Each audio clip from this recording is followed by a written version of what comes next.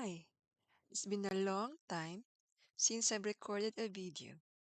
I'm sorry, I had been very busy. But now I'll share with you some words in Korean Sign Language. Sorry, this is in English, in American Sign Language. In Filipino Sign Language, it's initialized as, so sorry. Um, in Korean Sign Language, it's sorry. Busy is both the same in American and Filipino Sign Language. In Korean Sign Language, it's busy. Papuda. Papuda. Miane. Papuda.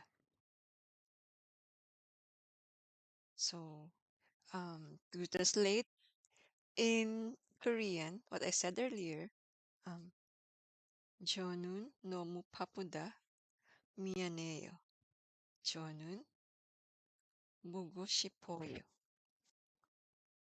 I'll try to make videos more often to share with you. I hope you won't stop learning sign language using ASL, FSL, and KSL.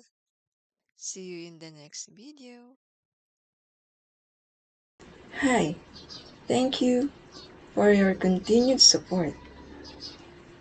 Please don't forget to like, subscribe, and share. If you have any questions, suggestions, or comments, please write in the comments below. See you in the next video.